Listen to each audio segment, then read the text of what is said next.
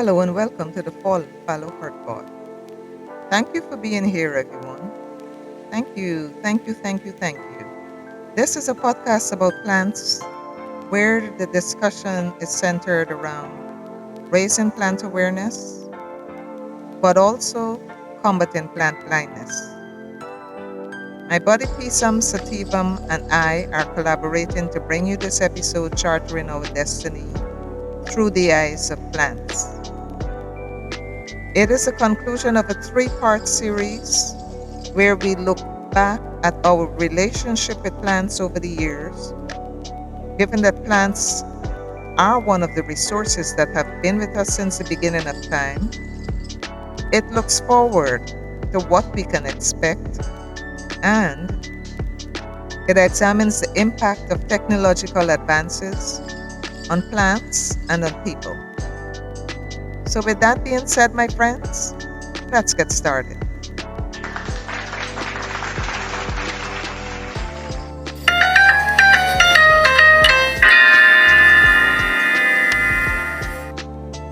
Joining me today is my good friend, Pisum Sativum. Hi, Pisum. Thank you for being here. My pleasure. Could you tell the audience a little about yourself? Hi everyone, as Rose said, my name is Pisum Sativum and I'm a garden pea. You may not have met me, but you have probably met my closest relatives, snow peas and sugar snap peas. We three peas are all known as Pisum Sativum. On a larger scale, we belong to the family Leguminosae. Other members of the legume family are beans, lentils, peanuts, soybeans, chickpeas, split peas, black-eyed peas, and pigeon peas. I could go on, but in the interest of time, I will just say that we are a very large family. Thank you. Folks, Pisum is very modest. He neglected to tell you that his family goes back thousands of years to 4000 BC, and they are among some of the earliest cultivated crops. So there's a lot of history there. He is very qualified to host this podcast with me, not only because he comes with all of that history, but also because, folks, he's a living legend. Let's give Pisum a warm Fall and Fallow welcome. Come on, I know you can do better than that.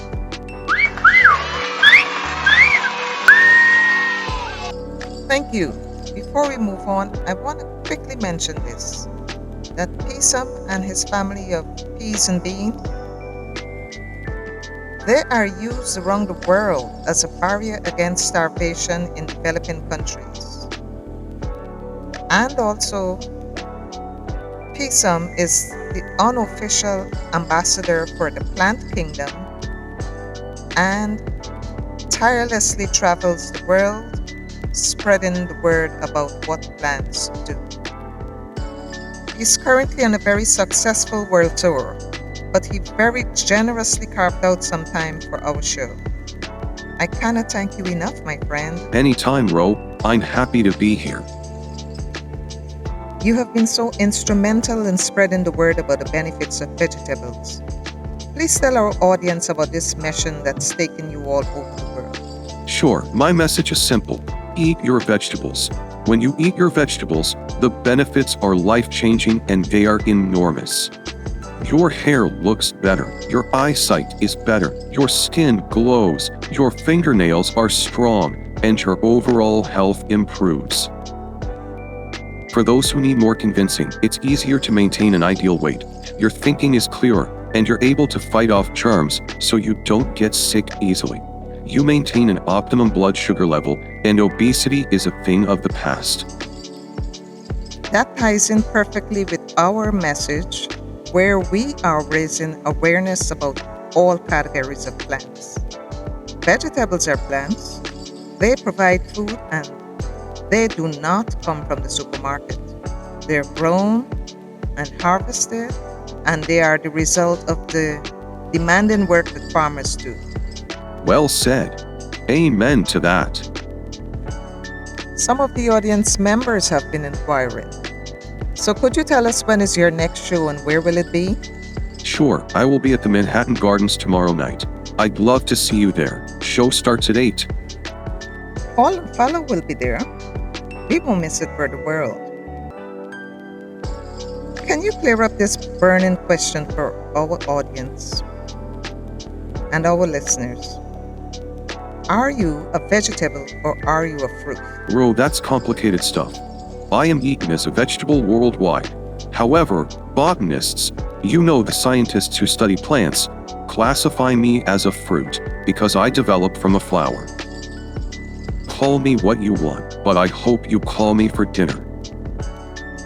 That we will. Pisum, you have presented in 40 cities to date and you're almost at the end of your tour. Each venue is sold out. Why do you think that your message resonates with the audiences? The reception is beyond what I expected.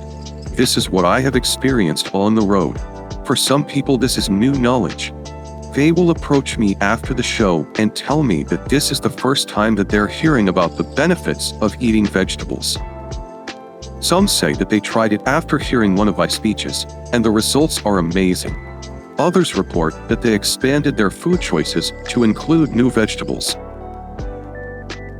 I celebrate every story because, make no mistake, it's hard to break old habits where food is mostly about convenience, to now intentionally add vegetables to every meal. It's also a tough message to sell, but I try to make my shows fun. So at the beginning of my presentation, I tell a lot of jokes to get the audience in a good mood. Would you like to hear some of them? Absolutely. Here goes. Yes, ma'am, I tell jokes because I do my best to keep my audience happy, not get them sleepy. That's hilarious. It's a pea pun. Where do you get your jokes from? The internet mostly. I got this one from someone who attended one of my shows. When the audience is bored, that is a recipe for disaster.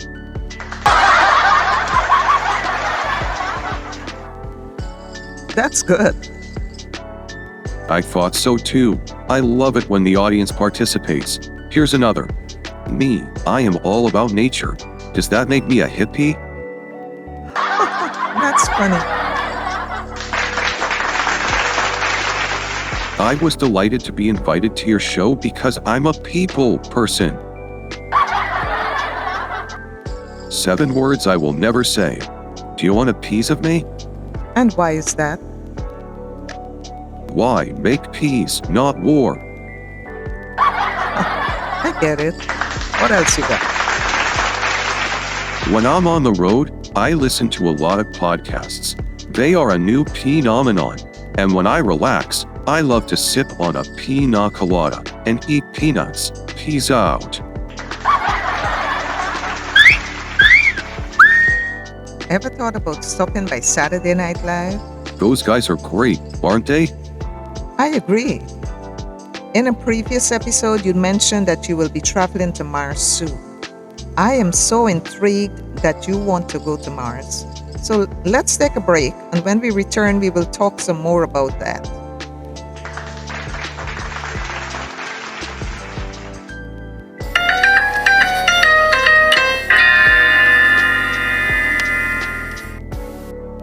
Welcome back, folks. Welcome back to the Fall and Fallow Heart Pod. My guest today is beloved spokesperson for the plant kingdom, Pisum Sativum. Pisum is currently on a public speaking tour featuring the vigorous veggies, and that will see him visit all 50 states. Pisum, can you tell us a little more about that tour? Bro, the Eat Your Vegetables tour is slated to stop in all 50 states. We have visited 40 so far, and there are 10 remaining states.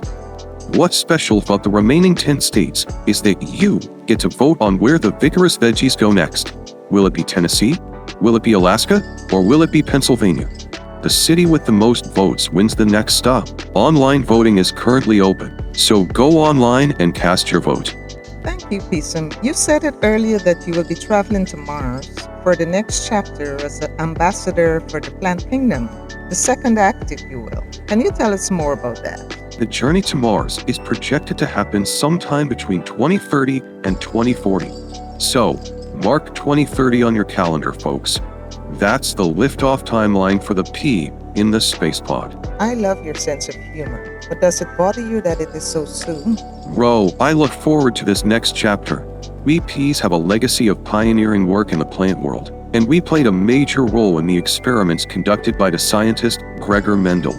I feel honored to carry on my family's legacy. This is so close to happening. Tell me why are you needed there? To do up there what we do here on Earth.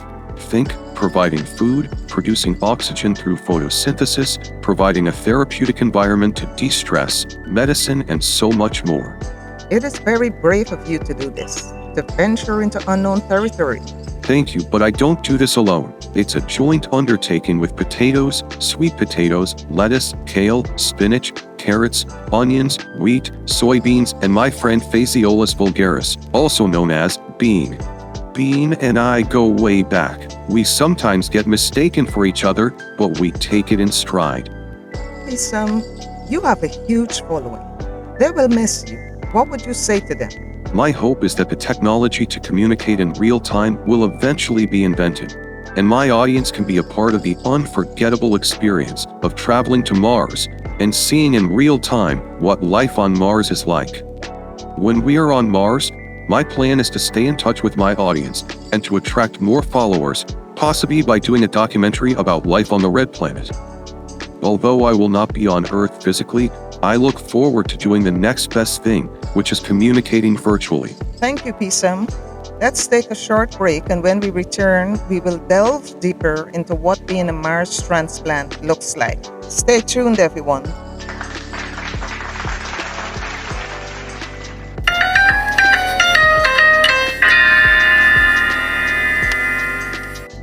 Welcome back, everyone, to episode 9 of the Fall and Fallow Heartbot. This is part 3 of the series Charting Our Destiny Through the Eyes of Plants. I'm chatting here with beloved ambassador to the plant kingdom, Pisum Sativum, who many of you know as Garden Peas. And we're getting some insight into what his upcoming trip to Mars looks like.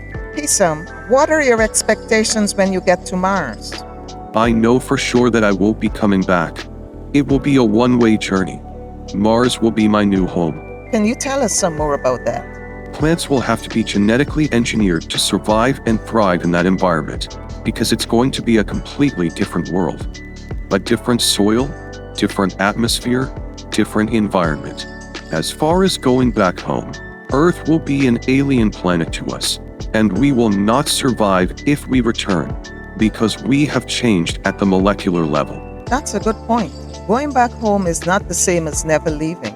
And adapting to our new home doesn't stop there. We are going to be inside plants until they find a way for us to grow outside. What would that look like? Do you mean a greenhouse or something similar? Yes, That's going to be a big adjustment for you and the other plants, because many of you are accustomed to growing outside, and now you're going to be confined to the greenhouse. that's true, but the consolation is that we plants are doing this for science, for humanity, for people. I told you earlier that I'm a people person. Over time and through photosynthesis, we will cause more oxygen to be present in the Mars atmosphere and improve the air quality. Then, through decomposition, we will enrich the soil. We plants will also provide fresh food and medicine. These are all elements needed to create a habitable planet. The relationship between plants and people is described as a symbiotic relationship, and I talk about it all the time. How much we need each other to survive, and if we don't take care of plants, they won't take care of us. But you know what? Sometimes it's better to hear it from the source. Pisum, can you give us some insight into what plants do? I'm happy to share, but in the interest of time, I will keep it brief. I preface this by saying, I stand on the shoulders of giants of the plant world, some of which are no longer with us. Interesting fact. The Fall and Fallow logo bears a passing resemblance to the Cooksonia plant, which went extinct millions of years ago. Is there a story behind that? Really? Is that so? I had no idea that I was replicating an actual plant when I designed my logo. There is a story behind that. And the story is I was working on a name for my website and the logo, and I like the name The Last Stand because plants are literally the last stand, keeping planet Earth livable and preventing it from becoming inhospitable to people. I got it. So what happened? Well, I felt the perfect logo for a name like The Last Stand would be a majestic standalone tree or a copse of trees. So the next thing I did was that I got out my sketch pad and my pencil and I began drawing the trees, starting with the roots. I wanted some real gnarly looking roots. But the roots weren't looking the way I wanted them to look. No, I just was not satisfied with them. So I turned the paper upside down to work on the roots. When I did that, I felt that the roots looked better upside down. I added more branching roots, rounded the ends out. Then I got out my box of crayons and I colored the drawing. In the end, I was happy with this new look and decided to keep it. And that is the story of how the logo accidentally came about. That's a remarkable story and a happy accident. I'm a firm believer in the circle of life, and your story really resonates with me because according to AI, the Cooksonia plant was among the first plants to establish themselves on land, and they became extinct over 400 million years ago. What I find remarkable is that it has been given a new lease on life and is now immortalized in the logo of Fall and Fallow. When you talk about pioneers in the plant kingdom, you can't get any better than that. But that's where it all started, with this simple plant. Of course, over time, plants evolved and became more complex, and we do a lot more now than back then. Go on. Well, for one, we have grown much closer to people, and they understand now that we are vital for food. But we can do so much more. We photosynthesize, we provide shade, you can make clothes from plants and medicines too. We help to calm the troubled mind, decorate and brighten up spaces, and a very practical function is that we raise property values. Talking about medicinal uses, scientists are only just beginning to tap into what we plants are capable of. Thank you, Pisum, for this overview of what plants do. People and plants have a symbiotic relationship. Although this is the case, the question is, will this relationship continue as technological advances are made? We'll take a short break, and when we return, we will discuss this more in depth. Thank you.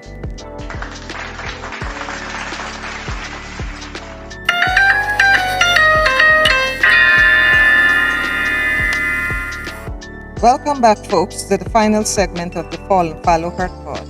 My co-host today, spokesperson for the plant kingdom, Pisum Sativum, also commonly known as garden peas. Pisum and I collaborated to bring you this episode, charting our destiny through the eyes of plants. But along with co-hosting on the Fall and Fallow Heart Pod, Pisum is also currently on a public speaking tour that will see him visit all 50 states. He and the vigorous veggies will be at the Manhattan Gardens tonight, and it will be amazing. Everyone is welcome. Pisum, this has been an interesting chat. You know, this discussion seems to raise more questions than it answers. Because historically, people and plants enjoy a symbiotic relationship. And what that means, put simply, we're two different species, but we're involved in a relationship where we both benefit. Now, you told us earlier about the numerous benefits that people derive from plants. In turn, people provide optimal conditions for plants to grow and thrive. And although this has been the case, the question is, will this relationship continue as technological advances are made? Or alternatively, can we afford not to continue this relationship? And I raise this question because plants are the cornerstone of the ecosystem on Earth.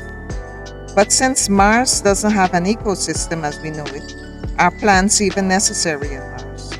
Bro, these are compelling questions. As I understand it, plants will be there on Mars in a reduced capacity, and we will have a minimal role as people and robots work out the complexities of the Martian environment, so that plants can eventually colonize the Mars surface. When that happens, our role will be greatly expanded as we contribute to making the planet Mars more habitable. Man has made a lot of technological progress, and their future is limitless. First the colonization of Mars, and maybe other planets, and then on to interstellar travel. We have a well-documented and rich history of being supportive to all the generations of man, wherever they inhabit. I can't predict whether we will continue to work together as symbiotic partners and embrace this future together, or whether our paths will diverge.